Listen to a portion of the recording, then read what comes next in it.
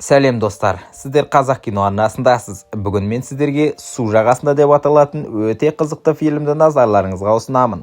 Қайық аударылып, апат болғаннан кейін ес-түссіз қалған Джен жағалауға шығып қалады. Ол есін жиғанда қасында досы Бреттің жатқанын көреді де бірден жүгіріп барады. Бірақ Бреттің қарнында үлкен маржанның бір бөлігі қадалып тұрғанын байқайды. Джен айқайлап көмек шақырады, бірақ ешкім жауап бермейді. Содан соң оның құтқару кеудешесіндегі ракетницаны алып, Бретті жағадағы судан әрі сүйреп шығарады. Ол маржанды жұлып алып, жарасын бір жапқышпен байлап тастайды. Бреттің жалғыз айтқаны, сен оны көрдің бе деген сөз болады. Джен оған су керек шығар деп ойлап, орманға қарай кокс іздеп кетеді. Тастың көмегімен оны жарып, кері оралғанда өкінішке қарай Брет әлдеқашан жан тәсілім еткен еді. Содан кейін Джен аралды зерттей бастайды. Бірақ жағалау бойымен біраз жүрген соң, қайтадан бастапқы орнына оралғанын байқайды. Арал айналып келетін сияқты. Ол орманға кіріп, ескі, көптен бері жатқан түрлі заттарды табады. Көмек шақырып айғайлайды, бірақ жауап жоқ. Сөмкені ақтарып, дәрі-дәрмектер табады.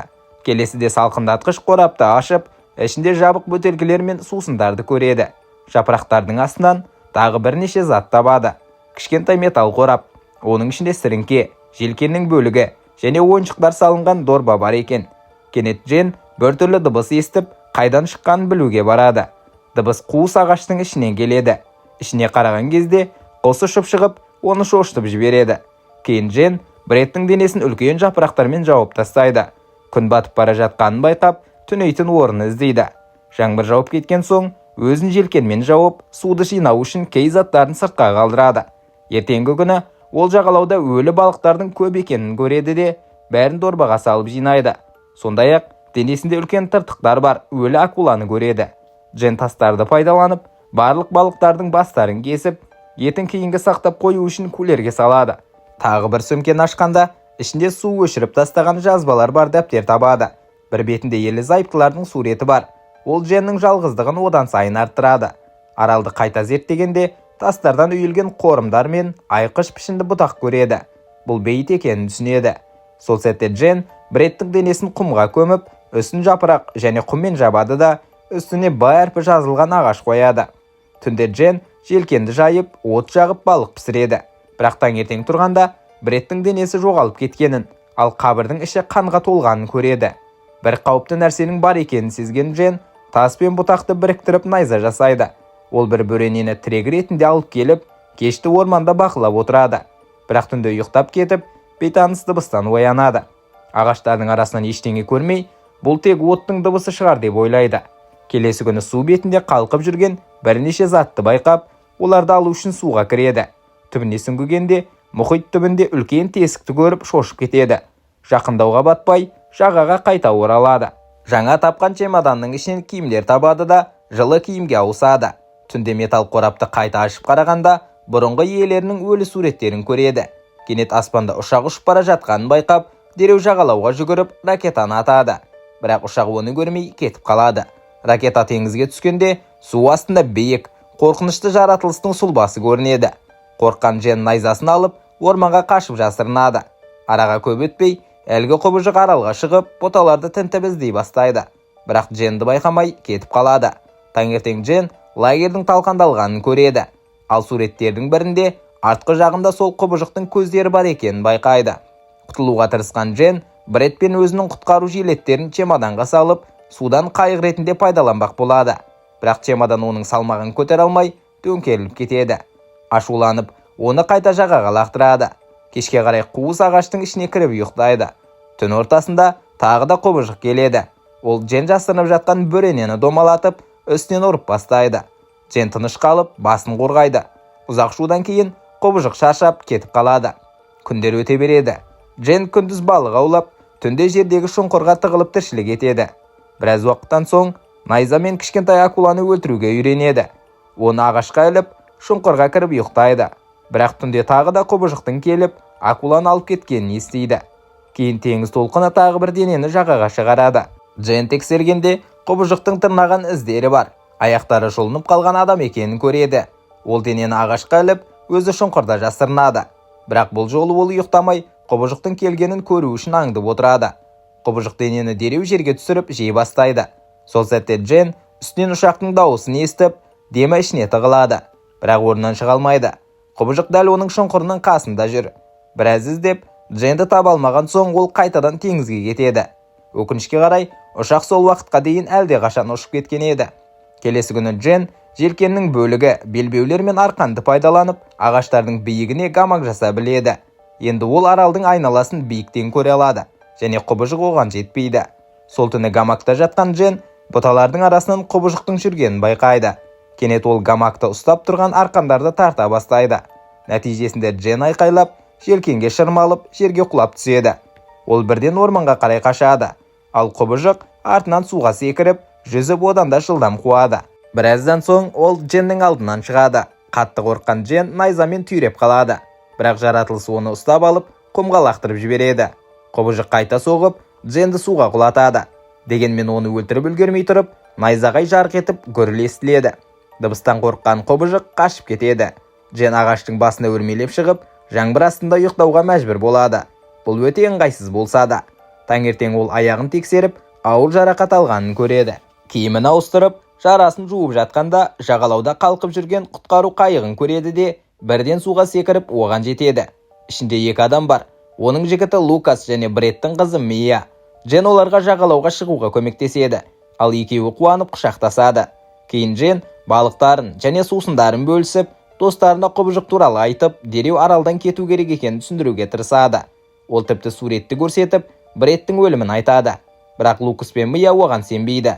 Олар Дженнің галлюцинация көріп жүргеніне сенімді, және жалғыздық жүйкелеріне әсер еткендіктен қайтадан қайыққа отырғысы келмейді. Кейін Джен тамаққа тағы балық әкелетінін айтып, Лукастан швейцариялық пышағын сұрап алады.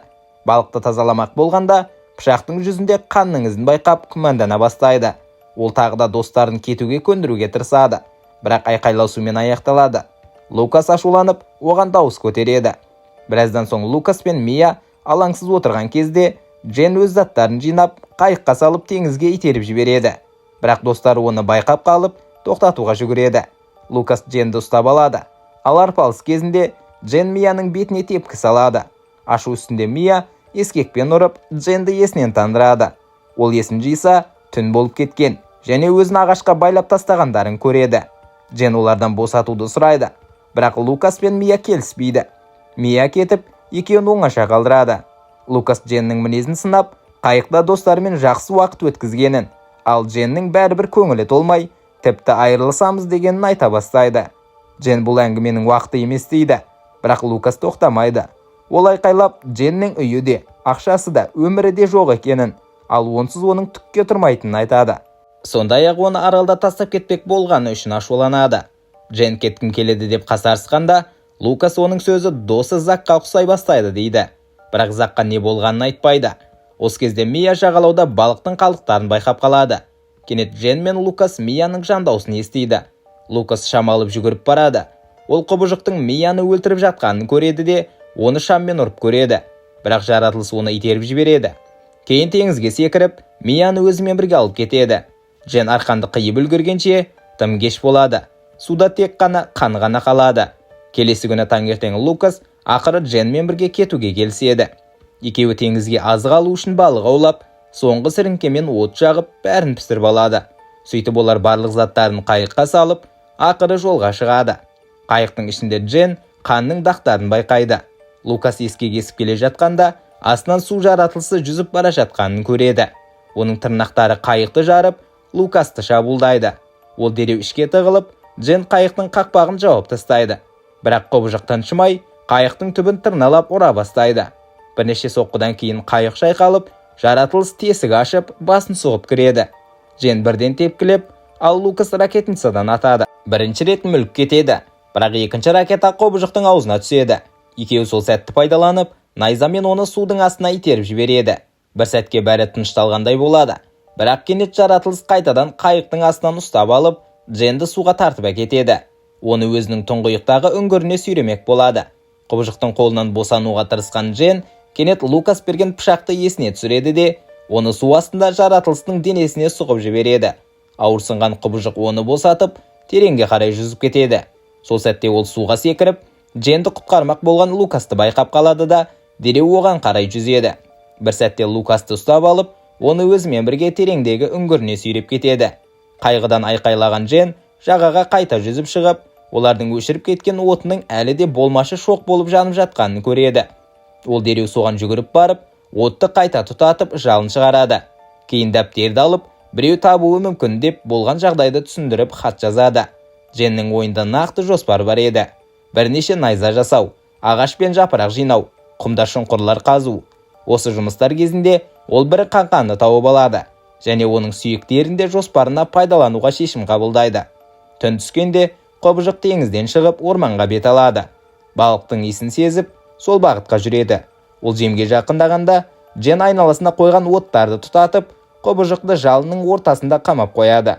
Ол күтпеген жерден жаратылысқан найзамен тұра ұмтылып, бір рет түйрейді де тез ағаштың артына жасырынады. Құбыжық оны іздеп айналасына қарайды. Джен оның арқасы өзіне қарағанда сүйекпен тағы соққы жасамақ болады. Бірақ құбыжық оны байқап, қатты соғып құлатады. Дегенмен Джен берілмей, орнынан тұрып қайтадан түйрейді. Бұл жолы құбыжық оны қатты соғып, құмға ұшырып жібереді. Бірақ Джен оның жараланып, қиналып тұрғанын байқап, шайқасты жалғастыруға бел буады. Ол жерде жатқан сүйектермен қайта-қайта түйреп, өзі де соққы жейді. Құбыжық Дженді құмға басып, қысып қалады. Бірақ ол оның қолын найзамен түйреп, өзін босатып алады. Содан кейін жаратылыс оның аяғынан ұстап, жақындап бетінен ұстап өлтірмек болады. Джен соңғы сүйекті алып, бұрынғы жараның дәл орнына қайта-қайта сұғып, құбыжықты босатуға мәжбүр етеді. Жаратылыс соңғы рет тырнағымен Дженді соғып қалады. Бірақ өзі қатты әлсіреп, қозғала алмай қалады. Джен осы сәтті пайдаланып, жағаға қарай жүгіріп барып, тағы бірнеше найза алады. Құбыжық соңынан жеткенде, қатты ақырып, соңғы күшін жұмсап құлайды. Ол әрі тірі екенін көрген Джен найзамен қайта-қайта түйреп, ақыры оны мүлде өлтіреді. Кейін ол оның қатты сауытынан бір бөлігін кесіп алып, сонымен басын шауып түсіреді. Осылайша, болғанның дәлелі ретінде құбыжықтың басын алып, Джен рафтқа қарай бет алады.